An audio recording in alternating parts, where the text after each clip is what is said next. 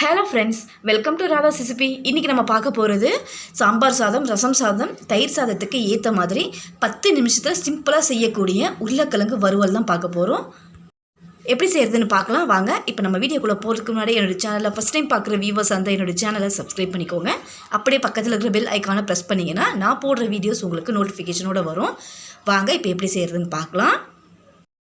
கடாயை சூடு பண்ணி ஒரு குழிக்கரண்டி அளவுக்கு சமையல் எண்ணெய் சேர்த்து எண்ணெய் சூடானதும் 1/2 ஸ்பூன் கடுகு, 1/2 ஸ்பூன் உளுந்து, ஒரு காஞ்ச மிளகாய் கிள்ளி சேர்த்துக்கலாம். இது கூடவே ஒரு இனுக்கு கருவேப்பிலை, மீடியம் சைஸ் வெங்காயம் 1 கட் பண்ணி இதில் சேர்த்துட்டு கண்ணாடி பதம் வர வரைக்கும் நல்லா வதக்கி விட்டு எடுத்துக்கலாம். இது வதக்கிட்டு இருக்கும்போதே 1/2 ஸ்பூன் சீரகத்தையும் சேர்த்து இதை நல்லா வதக்கி விட்டு எடுத்துக்கலாம்.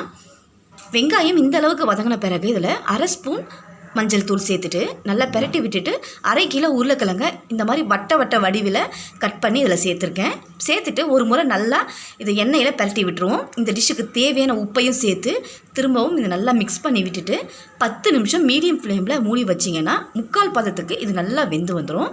10 நிமிஷம் மூடி வச்சு குக் பண்ணி எடுத்தாச்சு. 3/4 வாசிக்கு வெந்து வந்திருக்கு உருளைக்கிழங்கு. இப்போ இந்த நேரத்தில் ஒரு முறை இதை நல்லா பெரட்டி விட்டுட்டு 4 பல்லு பூண்டு தோல் உரிச்சதாக எடுத்து 1 பாதியமாக உலுக்கிட்டு இப்போ இதில் சேர்த்துக்கலாம். இது கூடவே காரத்துக்காக குழம்பு மிளகாய்த்தூள் 1 ஸ்பூன் அளவுக்கு சேர்த்துக்கிறேன்.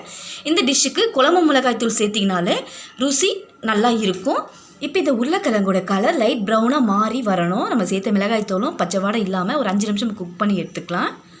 பாருங்கள் ஃப்ரெண்ட்ஸ், லைட் ப்ரௌனாக கலர் மாதிரி வந்திருக்கு உருளைக்கிழங்கு. நம்ம சேர்த்த மிளகாய்த்தூளும் பச்சை வாடை இல்லாமல் ரெடி ஆகிட்டு வந்திருக்கு. இந்த அளவுக்கு வந்ததுன்னா நம்ம உருளைக்கிழங்கு ரெடி ஆகிடுச்சு.